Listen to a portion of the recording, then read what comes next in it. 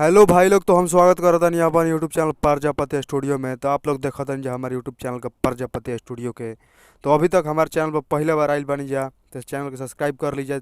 काहे से कि भोजपुरी के सब खबर हम लेकर आवत रहिला, जौना से रउआ लोग के धक धक धक धक धक धक मालूम चलते रहेला। तो भाई लोग कहल चाहतानी कि आज एक खेसारी लाल यादव के सुबह में एगो खेसारी म्यूजिक वर्ल्ड से एगो गाना आइल बा, जौन कि बहुत ही बढ़िया लागता सॉन्ग। और बहुत बढ़िया ये रिस्पांस भी एकर बा, बहुत बढ़िया आवता और ट्रेंडिंग भी करता 5 नंबर पर, जो नाम है सेंट के सीसी। तो अभी तक नहीं जा सुन ले तो जाके सुन के आई जा, और फिर से वीडियो में हमारे आई जा और लाइक उक कर दीजिए जरूर, और सब्सक्राइब एकदम जरूर करे के बटे, भूले के नहीं के।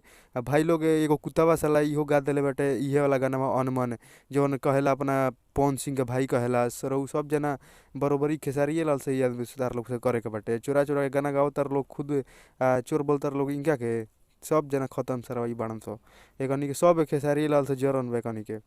तो भाई लोग जाकर खेसारी लाल के सपोर्ट कर जा और एकरा के और 1 नंबर पर ट्रेंडिंग में ले जा। तो ई सब पर ध्यान नहीं देवे के, जिगोने गावे दो कनी के औकादे अतने बाटे कि दूसरा के लेके गइहन सो और फिर जाके कुछ होखे वाला बा कनी के। अभी देखनी व्यू तो साला के 40-50 हज़ार व्यू है से, तो का कहब। तो जाके सुनी जा और मजा करे जा, गाना बहुत ही लाजवाब बा। और सबसे बढ़िया बात तो ई बात बा कि खेसारी लाल यादव और शिल्पी राज ई गइले बड़ी लोग गाना के, और बहुत ही बढ़िया लागता ई सॉन्ग। और एकरा में सबसे बढ़िया मॉडल एगो कहल जाओ तो ये सपना चौधरी बाड़ी, जौन की बहुत ही बढ़िया लागली हमरा। और वो लोग कैसन लागली कमेंट में जरूर बताइम जा, कैसे कि बहुत ही मस्त डांस भी कर ले और फिटनेस भी इनकर बहुत बढ़िया बाटे। तो ऐसा ऐसा मॉडल रहस तो गाना तो हिट ऐसा ही होला। तो जाके सुनी जा पक्का एकदम आके बताई जा कैसन लागल हमारे यूट्यूब।